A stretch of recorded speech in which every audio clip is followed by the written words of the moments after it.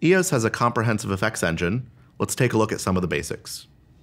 We're going to start by creating a simple step-based effect. So I'm going to go back out into Live. I'm going to go to Q, Out, Enter, just to reset everything back to home. And to get into my effect editor, I'm going to hit Effect. You could also add a tab and find your effect tab. You'll notice that we have effects 901 through 918, and those are just stock effects that are in the show file. If I want to create my own effect, I'm just going to type effect 1, enter, and it's going to ask me what type of effect I'd like to create. And for today, I'm going to do step-based. A step-based effect allows you to set a certain group of channels with certain timing parameters and an on and an off state. So we'll do a simple version of that today. I'm going to go ahead and say steps 1 through 5, enter, and enter again will confirm and add those steps. And then I can use my page right button to get over to my channels column. And because I have all 5 steps selected, I can go ahead and say group 30, enter, and that's just going to take those channels and put them in the steps in the order that they were stored in the group. So you'll notice that 34 is first, 31 is next, and so on. Now that I've put those channels in those steps, and I have my default timing and on and off states, I can go run the effect. So I'm going to go out into Live, and I just say group 30, effect 1, enter, and those are going to start chasing in the order that I had them stored. Now that I have that effect running on stage, I can go back into the effect editor, and any change that I make will affect the real-time playback. So this is pretty useful for roughing in an effect and then coming back in and refining it. So when I hit effect, I get back into my editor. And the first thing I want to play with is I'm going to take my cycle time right here and change that to 2. And you'll notice that's going to proportionally change all of my timing, and my effect is going to run a lot faster. One of the other areas that I can change how the effect runs is my attributes. So if I open up my attributes, I have forward and reverse, for example. So am I going to go steps 1, 2, 3, 4, 5, or am I going to play steps 5, 4, 3, 2, 1? If I add a bounce to that, it's going to play step 1, 2, 3, 4, 5, and then 4, 3, 2, 1, and then 2, 3, 4, 5, and then 4, 3, 2, 1. Another tile is build.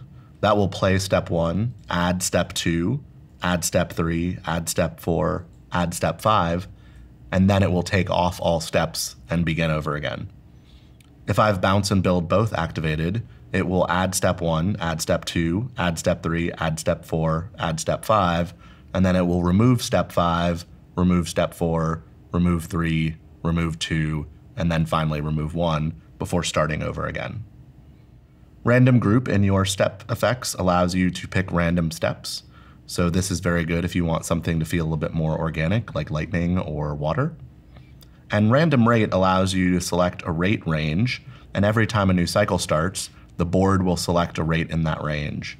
So for example, if I say random rate, 100 through 200, it's going to allow the board to select a rate in the range of 100% to 200%, which means if it gets something close to 200%, it will go double the speed for that cycle. For now, I'm going to clear that. And the last one we want to talk about is positive and negative.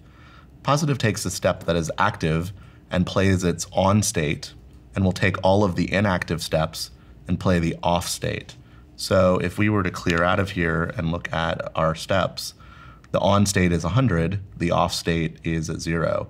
So in a positive, my lamps are going to turn on, and then when they're not active, they're going to remain off. If I were to change that to a negative, when a step is active, it's going to play the off state, and then inactive steps are going to play their on state. So you'll notice that my lights stay on and then turn off on a step-by-step basis. We're going to put that back to positive for today. Don't forget you can go in on a step-by-step basis and change your in time, which is how long it takes for that step to fade in, the dwell time, which is how long it sits in that step, and then the decay time, which is how fast it fades out that step. Also, you can change your step time which is how long the step waits before calling the next step to come on stage. Now that I have my effect running and I have it set exactly how I want it, I'm going to go back out into live. And I want to actually put this into a queue. So I'm going to go to queue 23. That's going to stop that effect from running temporarily. So I can reapply that by saying group 30, effect 1, enter. We'll get that guy going again. You'll notice that it's just happening on the intensities, so my top light switch are set to blue, stay in that color, but I can still get my chase. So from here, I want to record queue 24, enter. That'll put that into the new queue. And if you look at the playback status display, you'll notice my queue 24 in the effects column now shows me that I'm running effect 1 in that queue. If I want to stop an effect, I can say group 30, effect, enter, and that will add a stop flag. And then I can record that into queue 25. And now we can go take a look at it. So I'm going to go to queue 23. And when I hit go, that effect will fade in.